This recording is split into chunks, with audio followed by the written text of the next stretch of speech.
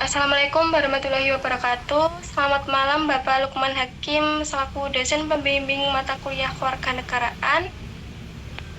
Pada kesempatan kali ini, kelompok kami akan mempresentasikan policy brief yang berjudul Penggalapan Dana Kegiatan Sekolah, Agensi Pendidikan Anti Korupsi bagi Integritas Pelajar. Sebelum itu, kami akan memperkenalkan diri kami terlebih dahulu. Perkenalkan, saya Nazwa Aulia Garini dengan NIM 2531407507111150.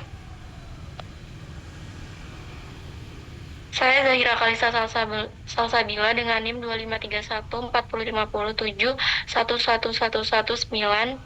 Saya Iqbal Indra Kurniadi dengan NIM 235140711114. Saya Mirolfa dengan NIM 253140571149. Saya Nailul Safa dengan NIM 2531405071111124. Pada kesempatan kali ini kami akan mempresentasikan, yaitu yang pertama ada ringkasan eksekutif,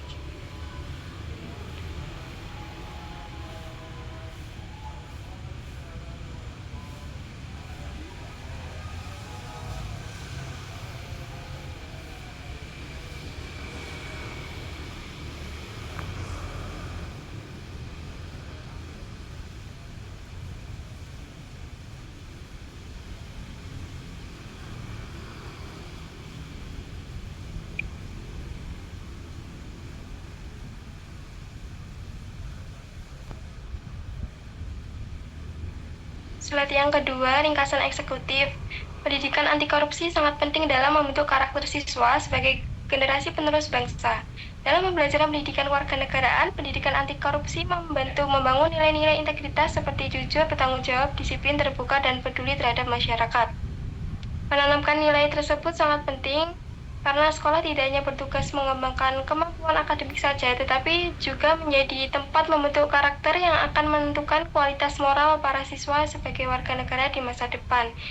Isu yang kami bahas dalam policy brief ini adalah kasus dugaan penyimpangan dana kegiatan buku tahunan di salah satu sekolah menengah di Kabupaten Pemalang dengan jumlah yang mencapai 53 juta rupiah. Isu tersebut menarik perhatian masyarakat karena menunjukkan adanya penggunaan dana kegiatan sekolah yang tidak sesuai dengan tanggung jawab yang diberikan. Peristiwa ini menunjukkan bahwa masalah integritas bisa muncul di lingkungan sekolah jika nilai-nilai melawan korupsi belum terbangun dengan baik dan belum didukung oleh sistem pengawasan yang cukup baik. Selanjutnya,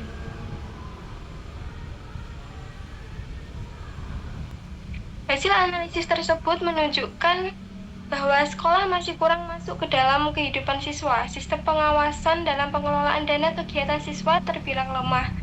Tingkat pemahaman siswa tentang keuangan organisasi masih rendah, serta budaya transparansi di lingkungan sekolah belum terbentuk secara konsisten.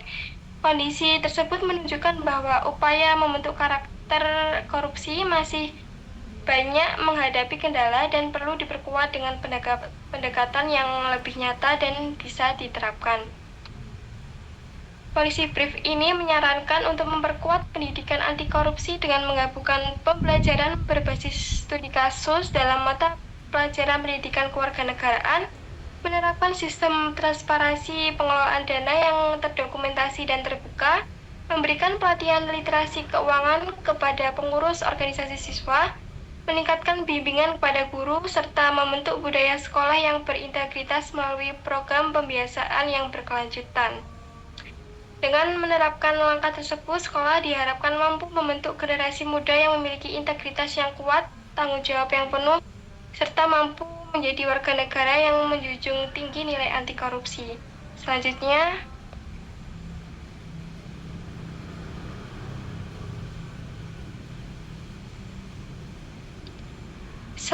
adalah latar belakang masalah. Dalam situasi tersebut, pendidikan anti korupsi memainkan peran yang sangat penting sebagai bagian dari membentuk karakter siswa. Pendidikan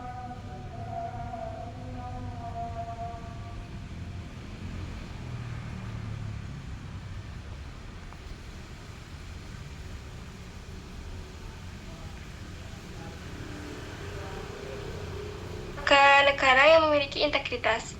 Sekolah sebagai pendidikan resmi memiliki tanggung jawab yang sangat besar untuk mengajarkan nilai tersebut sejak awal, karena lingkungan sekolah merupakan tempat yang penting dalam membentuk cara berpikir, sikap, dan tindakan siswanya.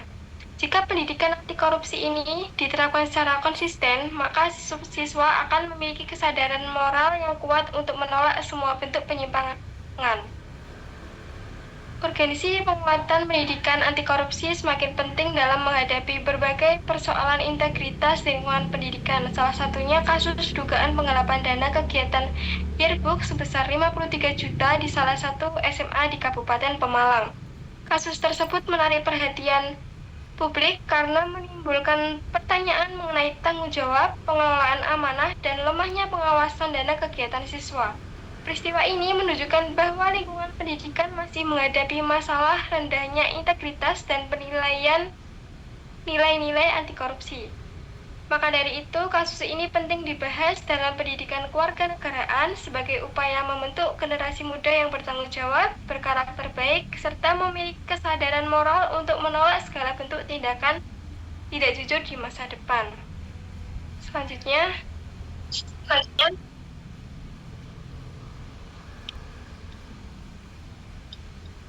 Baik, dilanjut pada analisis masalah. Yang pertama ada persoalan teoritis bukan karakter. Pendidikan anti korupsi di PKN baru sebatas hafalan kognitif, belum menjadi prinsip hidup. Kemudian siswa mengelola dana besar sejumlah 53 juta tanpa bekal manajemen risiko dan administrasi keuangan yang benar pula.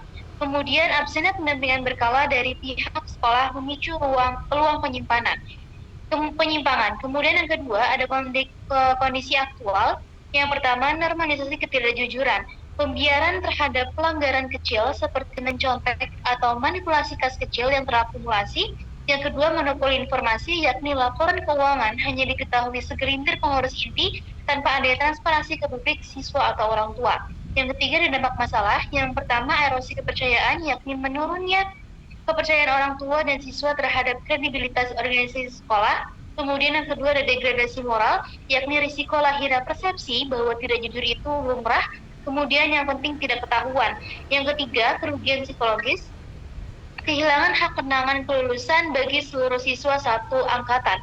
Keempat, yang terakhir ialah ketertarikan dengan mata kuliah kewarganegaraan, yakni hak dan kewajiban. Setiap amanah jabatan membawa tanggung jawab moral dan hukum kepada publik. Yang kedua, Pancasila sebagai etika, pelanggaran sila kedua dan kelima akibat egoisme individu yang merugikan hak bersama. Yang ketiga, budaya politik mikro, yakni membangun bangsa yang bersih, harus dimulai dari cara siswa mengelola organisasi sekolah. Dilanjut, alternatif kebijakan.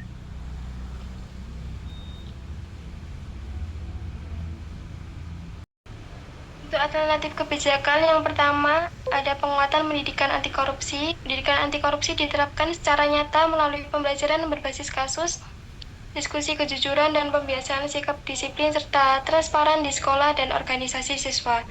Yang kedua ada transparansi pengelolaan dana. Pengelolaan dana kegiatan siswa dilakukan secara terbuka melalui laporan rutin, penyimpanan bukti transaksi, serta akses laporan bagi guru pembina dan perwakilan siswa. Yang ketiga ada peningkatan pengawasan sekolah. Sekolah memperkuat pengawasan dengan melibatkan guru pembina, evaluasi rutin, dan memastikan setiap transaksi diketahui lebih dari satu pihak. Yang keempat ada pelatihan literasi keuangan. Siswa dibekali pelatihan dasar pencatatan keuangan, penyusunan laporan pertanggungjawaban, dan pengelolaan kas organisasi serta bertanggung jawab. Oke, selanjutnya ada kebijakan masalah. Yang pertama ada sekolah perlu menerapkan sistem pengolahan keuangan yang lebih transparan dalam setiap kegiatan siswa, termasuk yearbook, dengan laporan pemasukan dan pengeluaran yang dapat diakses seluruh siswa dan wali kelas. Kedua, pembayaran dana kegiatan sebaliknya tidak hanya dipegang oleh satu orang siswa, tetapi diawasi langsung oleh guru, pendamping, dan bendahara resmi sekolah agar meminimalkan risiko penyanggalan dana. Yang ketiga ada setiap transaksi kegiatan sekolah dianjurkan menggunakan rekening bersama atau pembayaran digital agar seluruh aliran dana tercatat dengan jelas dan mudah diaudit. Yang keempat, sekolah perlu memberikan edukasi mengenai tanggung jawab, etika, dan literasi keuangan kepada siswa yang terlibat dalam kepanitiaan agar lebih memahami konsekuensi hukum dan sosial dari penyelenggaraan dana. Yang terakhir, dibutuhkan evaluasi dan pengawasan rutin dari pihak sekolah terhadap seluruh kegiatan organisasi maupun kepanitiaan siswa untuk mencegah terulangnya kasus penggelapan dana seperti kasus yearbook di Pemalang. Selanjutnya dijelaskan oleh rekan saya. Selanjutnya penutup, kasus dengan penggelapan dana kegiatan sekolah pada kegiatan yearbook di Kabupaten Pemalang menunjukkan bahwa masalah integritas masih dapat terjadi di lingkungan pendidikan. Peristiwa tersebut menjadi bukti bahwa pendidikan anti korupsi tidak cukup hanya dipahami secara teori dalam pembelajaran pendidikan kewarganegaraan, tetapi juga perlu diterapkan secara nyata melalui pembiasaan sikap jujur, disiplin, tanggung jawab, dan transparansi dalam kehidupan sekolah. Dari hasil analisis lemahnya pengawasan pengelolaan dana kegiatan siswa, rendahnya literasi keuangan, serta kurangnya penerapan nilai integritas menjadi faktor yang dapat memicu terjadinya penyalahgunaan dana. Kondisi tersebut menunjukkan bahwa sekolah memiliki peran penting dalam membentuk karakter siswa agar mampu menjalankan amanah dengan baik dan bertanggung jawab. Oleh karena itu, diperlukan upaya penguatan pendidikan anti korupsi melalui pembelajaran berbasis kasus nyata, transparansi keuangan, serta pengawasan sekolah yang lebih baik. Dengan langkah tersebut, sekolah diharapkan mampu membentuk generasi muda yang jujur, bertanggung jawab, dan berintegritas. Baik, di sini ada beberapa referensi yang kita ambil untuk policy brief kita. Selanjutnya ini ada tentang penulis di anggota-anggota kita. Sudah.